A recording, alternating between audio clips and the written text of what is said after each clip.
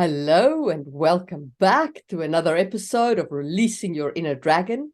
Today we are back to plotting a novel, and we are going to be plotting book 2 of Skies of Destiny, or book 2 of Magic Fall.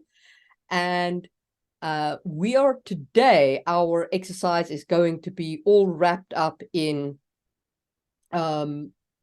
plotting Act 2 and working up to the mid-Act 2 climax, and what that obviously means for plotting in general.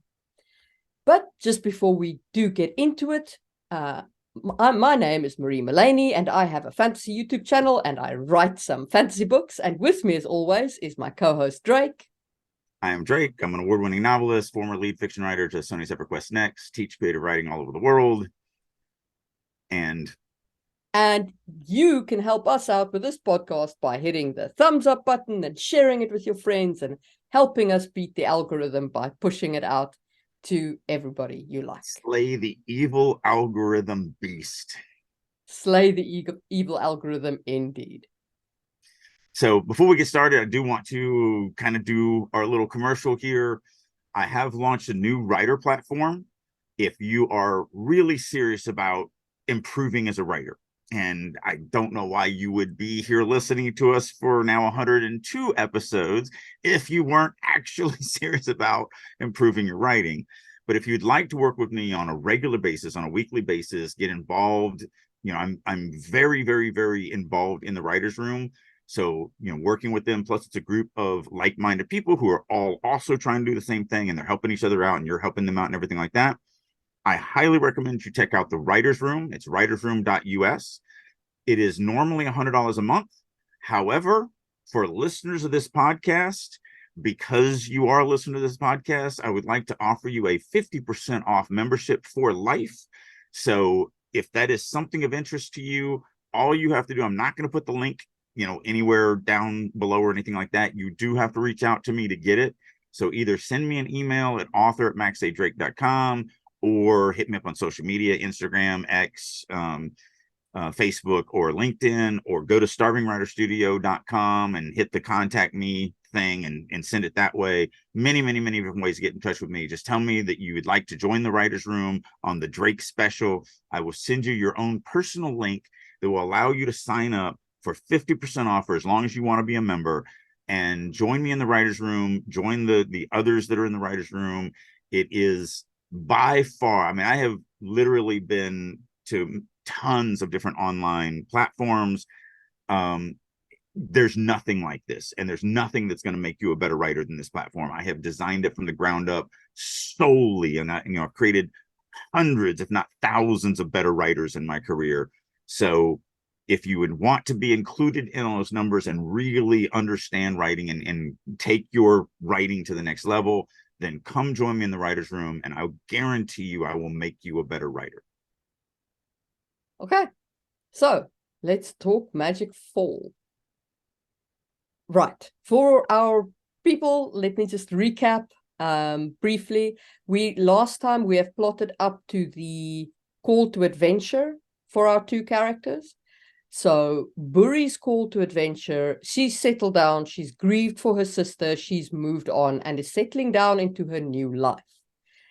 And then she gets a message from what she figures out is her sister, saying you cannot ever tell anybody about this device, which of course is to her then a realization that her sister is alive and fundamentally changes her world. Lyron's call to adventure is when he tells his father about the fully adapted living down on the planet's surface, which the government didn't know about. And this then sends, yeah. And I actually think it needs to be almost like an accident where Laron is like, well, obviously you know about this, and so he's like, well, tell me about the stuff. Well, we went to the village, they have all the adaptive people and blah blah blah blah, and his father needs to be like, wait, what? Like, I think it needs to be more, not him just coming to him and go, oh, Dad, let me tell you about this thing, where it's on purpose. I think it's actually gonna, and this is just my concept right now, but I think it might be cooler that he's just like in conversation, that he's kind of saying this stuff, and his dad is like, whoa, whoa, whoa, back the frick up. What are you talking about? And then again, I want Laron's father to grow in his opinion of Laron. We left him with this, you're a child, you know, you're a disappointment.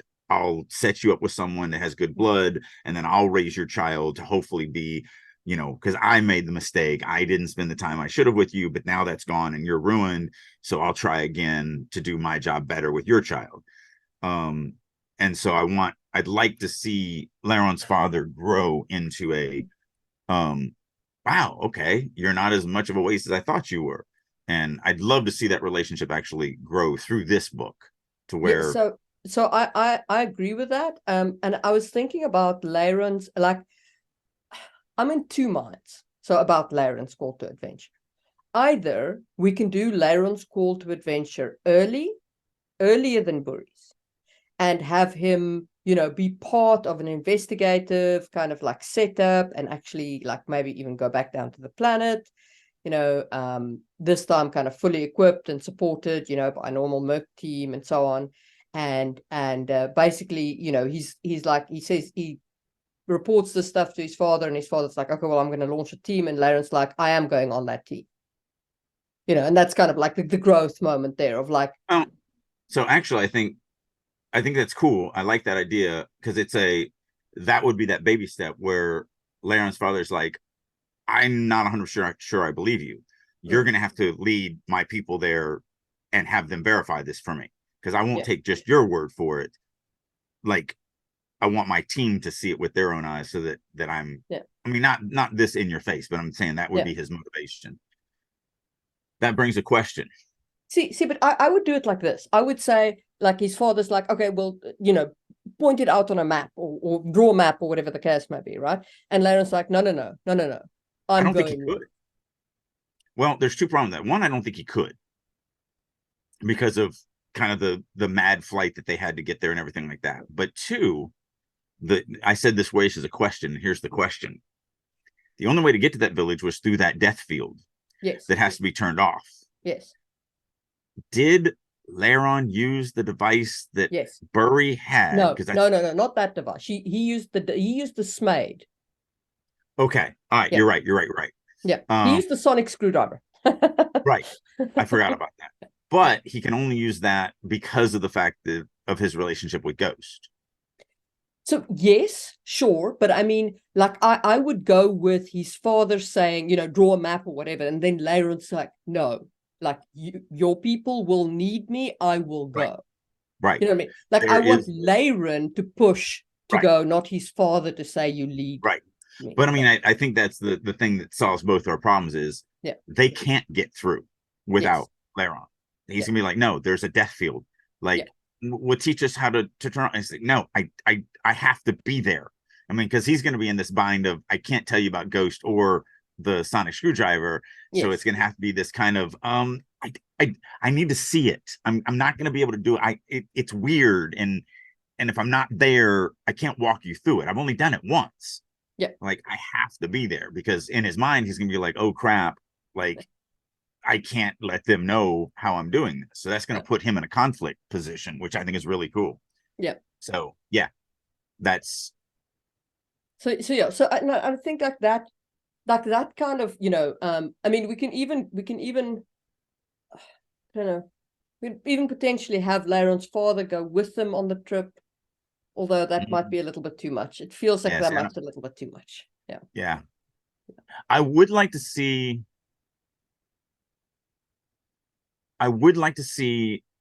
Laron's father sacrifice himself for Laron at the end of book 3.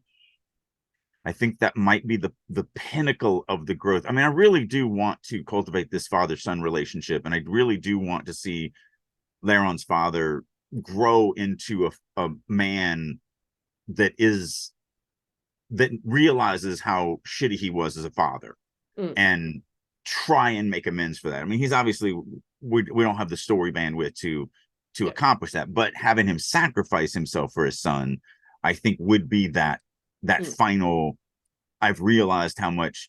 So in the beginning of this, we have him going, I fucked up as a father with you because I just didn't spend the right time with you. And so I'll do it with your child, and have him grow into no, I actually messed up with you. I actually failed. I failed you. You didn't. So in the beginning, it's more like, you know, him going, well, you failed me as a son. Yeah. But that's okay. I'll try again later. And I'd love to see him grow into a, wow, no, I actually failed you as a father. Yeah. And that's the growth that I'd like to see. I just don't think there's as many good male role models out there as I would like to see. I mean, look at any sitcom. The dad is always an imbecile. Always. There's no competent fathers anywhere in mainstream media. And I think that's a shame. Ted. Well, I mean, both of us had incompetent fathers. No. So I'm saying Ted, like Ted. The Right, but that's not mainstream. That is, you know, Apple TV. yes. But you're not going to see this on CBS and ABC and NBC and Fox and all. I do want to give a shout out to Apple TV. Just if you don't have Apple TV, consider Apple TV. They are actually producing some good content. I have to Especially on the agree. sci-fi side. And Like there is some good content on, you know, there's obviously there's their Asimov adaptation, but they also did this thing called Silo, which was really fun to watch. there's also this one that they picked up from the Sci-Fi Channel, and they're finishing. It looks like, and it may be Silo. I don't remember, but I remember I had seen. It's basically an invasion story. I had seen the pilot when it was on Sci-Fi Network or wherever I saw it. Maybe it's on Netflix, whatever. This was pre-shutdown when it came out, and then it kind of disappeared. And then I noticed it was on Apple TV, and it looks like they're finished because I know it never got finished. Yeah. But it starts off with basically an alien invasion. That's not Silo. Silo is people living underground, you know, like Okay. a post-apocalyptic, yeah. But yeah, Okay. it's very good. Like I actually honestly can recommend Apple TV. They've got a lot of real serious gem TV series there. Yeah. Just on a side note. So yeah, and I agree. I mean, I'm still not watching TV, so I still haven't even finished Ted Lasso. But yeah, like I do also, I mean, Ted Lasso has been fantastic. I'm in season 3 now. And it has been the writing on it. And you're right, he is. I really do love the way they've written Ted, because he is trying to be that he's good, trying to be a good man, you know, and he's failing. I mean, you know, he fails all the time, just like all of us do. So yeah, it's a very, very, very well done male figure that today's audiences just don't get. But so many of those of the people in Ted, like the soccer player who retires from soccer, you know, the Chelsea. Like I know everything except his name right now. Anyway, he is Rob, also Rob. I want to say Ron, but I don't. Ron. Yeah, Could be Ron. Anyway, he's such a strong male character, and he, you know, his growth and Jamie's growth, it's just, yeah, great. And I do love their characters' growth, because it is also, it's not a, oh look, you're toxically male and you're evil and you need to change. It's a, yeah, you were 19 and given $20 million a year and every woman throws themselves at you. Yeah, you're probably a little messed up in the head and you never got time to grow. And so it's this beautiful, I mean, obviously those are some toxic, you know, elements, but they're not toxic because they're male. They're toxic because of what they were thrown into and what you were given. And like any male or female is going to go down the wrong path when you're 19 and you're given literally the entire world and you have no concept of what that means that you can actually do with it. And so I do love their growth arcs, one from a mentor standpoint, one from a mentee standpoint, you know, younger, older. And that's been really well done too. And it still talks about the, you know, some of the toxicity that can be on the male side of the equation. Exactly. But not because they're male. And it's not, and it's not like everything is toxic, you know, it's like these, and I think for me, the thing that really drove it home is the episode where Jamie's father comes into the changing room and Jamie ends up hitting him. Yeah. You know, and then Rob, I want to say it's Rob, but Rob goes to him and he hugs him. He hugs him. You know, after he decked his father. And it was just, and his father really is toxic. I mean, his father is Jamie's father. Because there are men like that. Yeah. There are men like that. There's no denying that. My problem is that the way, especially in these last couple of years, the way Hollywood portrays it is all men are that way. And it's like, no. I think that's what I really appreciated about Ted Lasso is that like they didn't shy away from, yes, people like that exist, but there are also people like Rob. There are also people like Ted Lasso. There's also people like Coach Beard. There's also people like Sam, you know, who are genuinely good people and who can help you past this kind of, you know, when you meet Jamie is toxic. Like he's he's 19 and he's a he's got a piece $20 of million in the bank and he's got anything he wants at any time. I mean, when his girlfriend breaks up with him and she walks into his house the next day and he's got a girl like naked there and he's like, no, you broke up with me, you can't be mad. It's just like 5 minutes ago we broke up. Because you know, and there's, you can't blame somebody for it. I mean, you would hope that people would turn to, because I mean that's the other thing that I love about the African dude, Sam. That's what I love about him, because he's the foil of that character.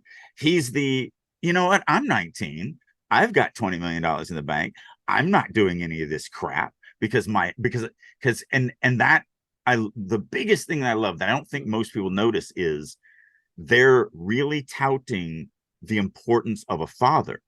One has a toxic father that's a piece of garbage, and the other has a loving, caring, present, always there in your corner father. And so I love that message, and it's very subliminal, and that's good storytelling, where you don't take this agenda and beat someone over the head. You just have it there, and you allow the reader, or you know, the audience, to consume it organically. What I also appreciate about Jamie is like you eventually meet Jamie's mother, and she was absolutely in his corner all the way, like 100% in his corner. You can see that in their relationship. And what also, the fact that he could go on a redemption arc, to me speaks to that, you know, that he did have somebody, even if it wasn't even if he had this toxic father. So I mean, but there was a lot to love. There's a lot to love in the relationship. Well, this isn't a sidetrack. You know, if you're listening, you're like, wait a minute, I thought you were going to be talking about Magic Ball, whatever. Doing stuff like this when you're in plotting mode gets the juices flowing in your thinking, because you know this also, I wouldn't have thought about this if we got going down this rabbit hole. Jamie does have Ron. Yes. So, and we already have that character, but I just never thought about it in that light. I think Ghost in the second book can, if we need, I mean, we could also introduce another character, but I think maybe Ghost, not as, you know, not like Ron did for Jamie in any way, shape, or form. He is still, you know, an AI and not real and all of that. But I think that we can get the elements that we need from the Ron character for Laron from Ghost. You know what I really like about that is it makes this Ghost very different from the last Ghost, because the previous Ghost, the old Ghost, was very much like a friend. It was like a young friend, you know, maybe a year or two older, whatever, maybe a little bit more knowledgeable, but a friend, a shit talking, sarcastic, jokey friend. And we've been talking about making this Ghost, whether we should make them exactly the same, or are they a little different, because they have evolved a little different. You know, this one evolved in isolation, and like, yeah, no, that is brilliant. And that's another thing you should probably get from this. You know, I love that people come up to me afterwards, you know, when they read something of mine, they're like, oh my God, you're literally one of the best writers I've ever read. Because I'm not. They're seeing the end product. I'm a good writer. I am. as I always say, genius isn't written, genius is edited. And hopefully you're seeing as we're going through this where we're just stumbling on stuff that we had no freaking idea that we were going to do. But that's why I love being a plotter so much, is because it gives me this time to really explore where this story is going to go before we start writing it and getting locked into anything. And so, I just want to point that out to the audience is, like, look at how many, even in the first book, we stumbled upon things. But now that we're a book into it, we've got canon, we've got stuff that we have to use. But like, yeah, we talked about how we should run this new ghost, but I think we kind of settled on it was just going to be the same ghost. And now here we are going, oh, wow, no, we lean into the fact that this is a different ghost. And I can see that those scenes popped in my head where, Laron said, I thought you were, but you were like, I thought you felt this way about it. And he's like, no, that was that other version of me that you had inside of you. That's not me. This is me. Yeah. And so, yeah, I really like that. That is awesome. Yeah. And I think that would then allow us to use Ghost more as a mentor and a father figure. Right. To help Lyron, Yeah. No, I like 100%. I love that idea. So don't be afraid of, and again, this goes back to what I said in the last podcast. You should be actively looking to be wrong, actively looking to improve yourself in what you're doing, because magic happens when you're open to it. If you're closed and you're like, no, I'm pig-headed, I'm going to do it my way, blah, blah, blah. Like, that's stagnation. When you're actively like, okay, great, I came up with all these ideas, I don't care, I'll throw them all away if I need to. Just looking for the better thing. So yeah. So don't think that Ted Lasso thing was just this rabbit chase of us just talking about how much we love this one show, because why did we get onto it? Because we're talking about the Laron father and where we'd like to see Laron father. And oh, look, there's an example that we just both watched on something that could be close to what we might be looking at for thematic elements. And, it's the reason why I same thing with me bringing up the fact that you look at any of these other shows, your Family Guys, your Simpsons, your, Home Improvements, your whatever. Like, it's a shame the one good representation of a dad that pops in my head turned out to be horrible, which would be Bill Cosby. Because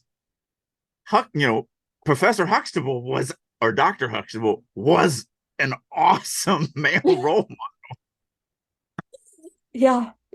The human who played him left much to be desired. Right. But this is not the first time I've made this joke. This is the first time I've made it on this podcast. But obviously I've been talking about the Hollywood hatred of anything male. And not only does it bother me because I'm male, because obviously it should, just like it should bother you if all women were just Handmaid's Tale women in every single story. But also, it's not good storytelling. It's just dumb. It's you hate men, and so therefore you're doing this. Not you, but the people that are writing this stuff. You're just showing your bias and your bigotry and your prejudice in the story that you're telling. You're not actually looking at the human equation.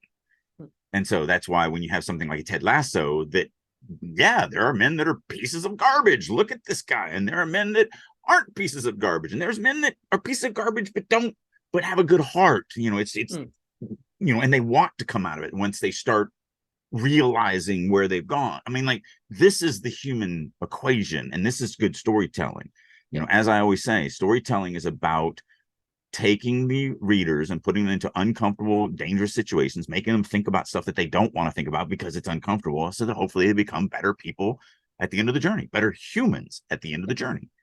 And so that's where a story like Ted Lasso really shines, because you have all of these different aspects of humanity, not just one cardboard cutout, two-dimensional, crappy representation of a caricature.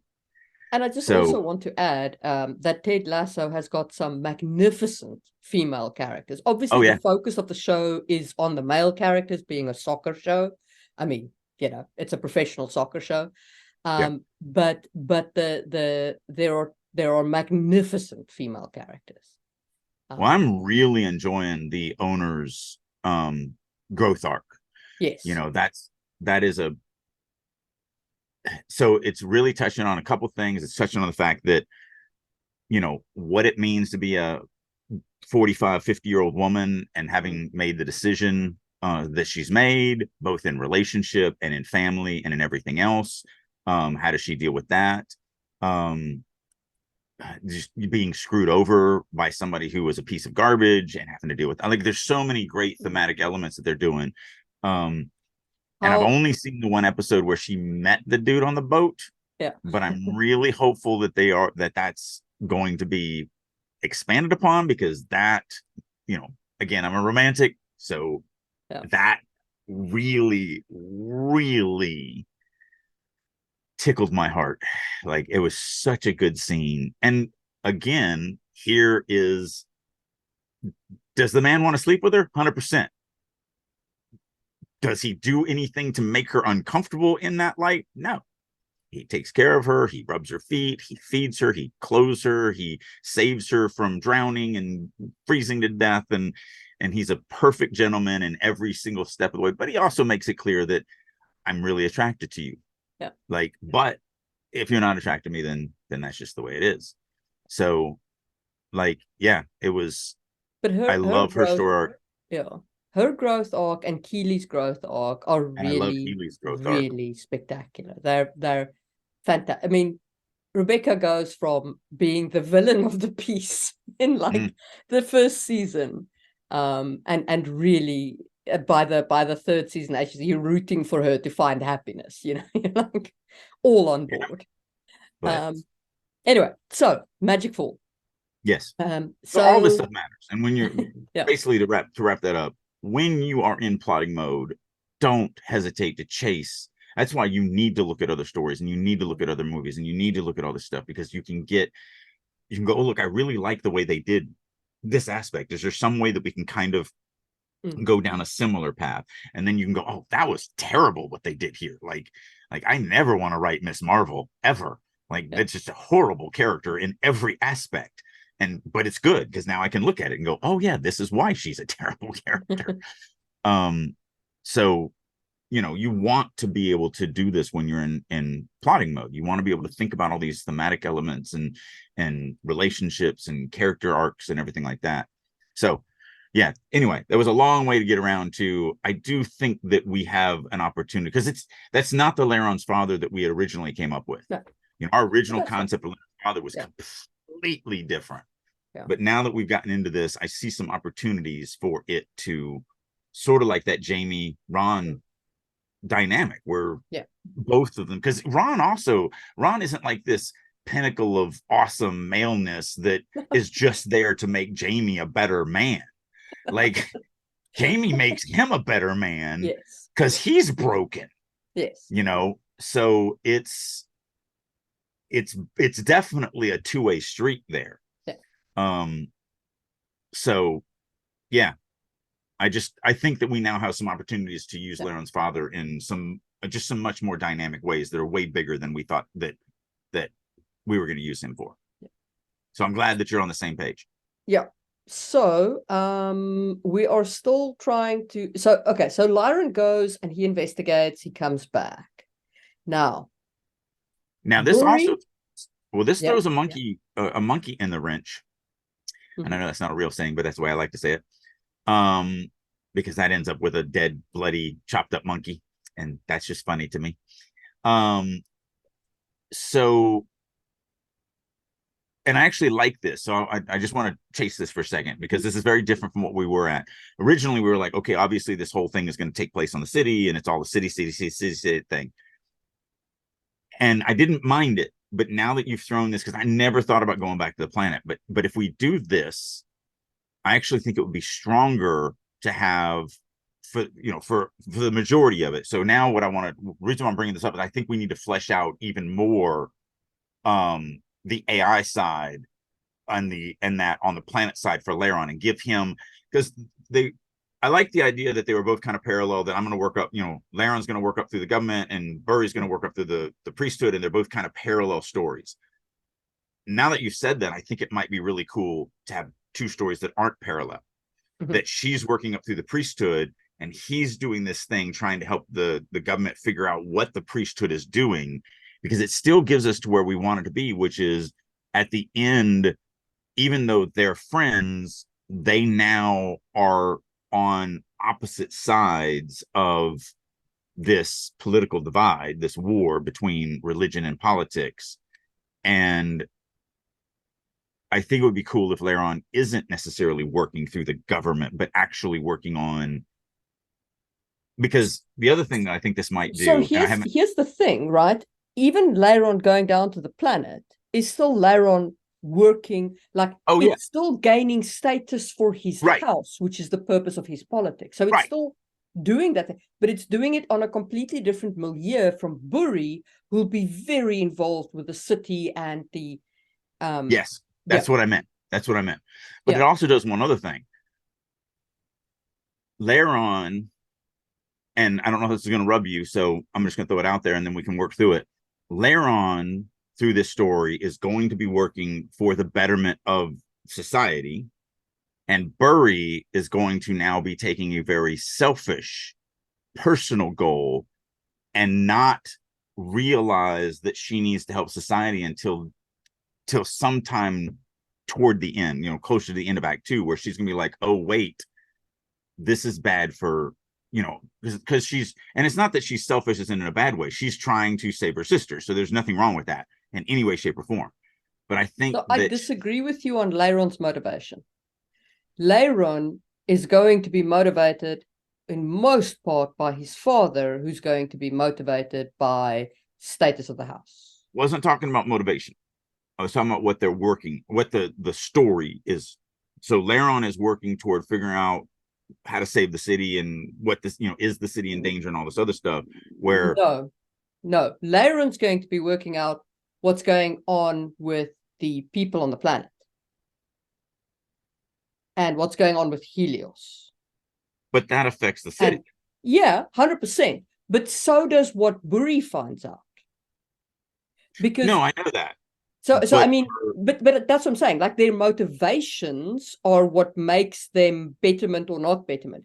Both of them are figuring out stuff that is fundamentally going to affect their society, because in the city, Burry's going to dump across the plot to bring the city down. Right. And that is equally as society affecting as Laron's. Like, both stories, it's about, and you said it's to work on her sister. Yes, that is her call to action. That's her motivation. Right. Laron's motivation is the politics of it and his father and the investigation. Right. He's not doing it to help the city.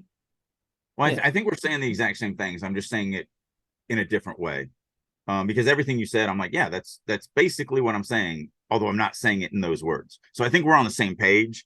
I just mean that Laron's call to action, and since you said it that way, that's probably the better way to do it, is less about himself and more about a bigger thing. Like, wait a minute, these guys have this thing, they're not supposed to have this thing, what's going on with this? Whereas Burry's call to action is very personal. I said selfish, but I should probably use the word personal. And so it starts off with this, I'm doing this for me and my family, whereas with Laron, he's doing this for a bigger cause. They both definitely leave the same spot, and I wasn't saying that they didn't. The bigger cause that Laron is doing it for is not exactly the milk of human kindness, right? So that's where we may be different. I think his father is still focused on that, but I think Laron, with what he learned in book 1, I think he would be like, wait a minute now, I need to help. I really do think that's what he would be. I don't want him to be this bootlicker of, oh no, I just doing this to impress my father and to getting closer to my father. And I'm not saying he's just doing it to impress his father at all. Like, obviously he's doing, there's a lot of reasons for it, but I think very much at the beginning, it's very much going to be like, okay, I have an opportunity now my father's impressed, and I have an opportunity to now really drive that in and do this thing. I think his initial motivation will very much be that, and then as he discovers stuff, it will change. So but the same applies to Burry. Well, let me throw something different at you, because I think that you're right, just in my opinion, the wrong order. I think the closeness to his father is the accidental cause that he stumbles on and then starts doing. But the call to action is, no, the city was in danger and I need to continue working to fix this. And then in doing so, he realizes, oh, but I'm also getting more attention from my father than I've ever gotten before. So let me lean into that, because that could also become a foil that ends up distracting him. Whereas if he's just doing it for the father, then I don't think we can ever use that as a distraction. It's just his motivation. So I think if he starts off with, I've just come out of this adventure, I've seen a bunch of death, my whole world has changed. Yeah, I love my father and whatever, but that's not my point here. And then as it goes on, his father's like, son, look at you. And then he gets distracted by this. Oh, you're paying attention to me. Oh, well, look at this. Does that make sense? So I think we're saying the same thing. I just see the initial thing pushing him is for the betterment of everything, and then him getting distracted with the father. And it's the exact opposite with Burry, which I like that dichotomy. So Burry, her motivation is the family, and then she gets distracted with, oh, the whole world's going to be destroyed. Like, I just came upon this plot where they're going to, from the inside, take the city down. And then that means that Burry takes that to Laron, and Laron's going to now struggle with the, no, but what I'm doing is actually improving my relationship with my father. And Burry's gonna be like, yeah, I just left my sister.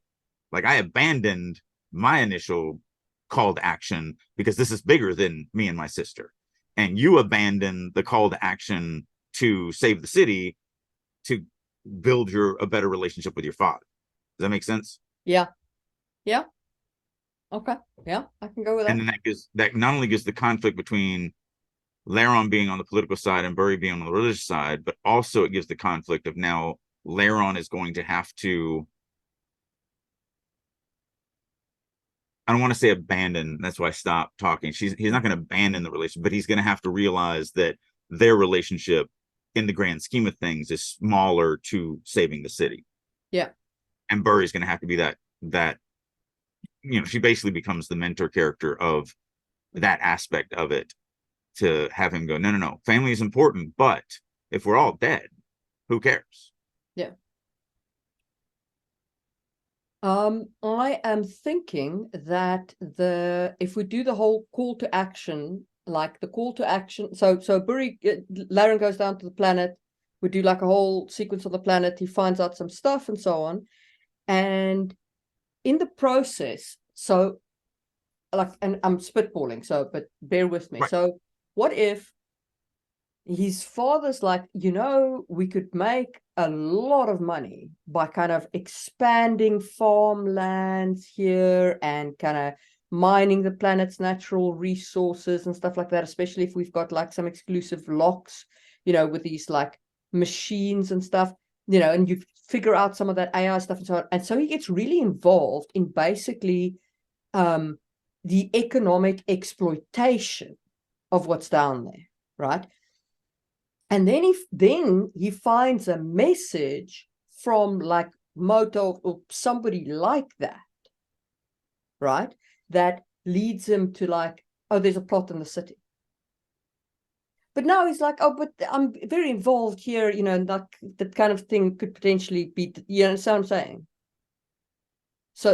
So in the process of economically exploiting what's going on, he then comes across the core kind of mystery from his angle, the stuff that he can investigate.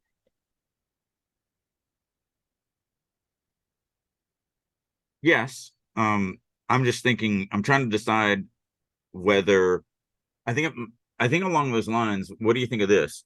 He gets these clues and Ghost is trying to say, hey, there's something bigger here that you're not paying attention to. And then again, I think if he gets distracted by the fact that, no, I'm building this relationship with my father, this is important to me, then when Burry shows up and says, you know, I don't exactly understand this, because, you know, each one of them are only going to have half the puzzle. Yeah. And so Burry goes, I don't exactly understand this, but I need your help for this. This is big.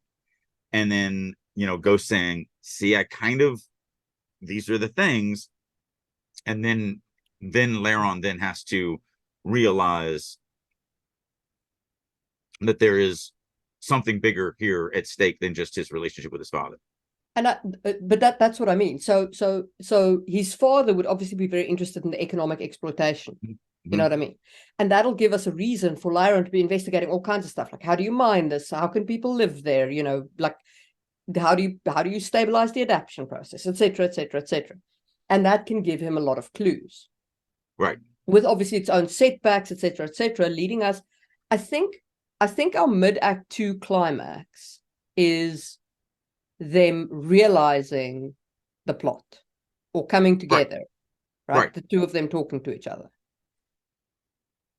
Laron's been shown enough that it's now willful ignorance that he's ignoring it, and Burry's seen enough to where she's now switched. Yes, that this is the story, and her realizing she needs Laron to be able to solve this. And then the mid-act 2 climax is them coming together and going, you know, their battle, basically their battle of wills, where Burry's trying to say, no, you have to help me out, I can't do this alone. And then whatever the event that happens that convinces Laron that he does have to, that's the mid-act 2 climax. Yeah. Okay. Yeah, I think I like that. I think that's good. I agree with that.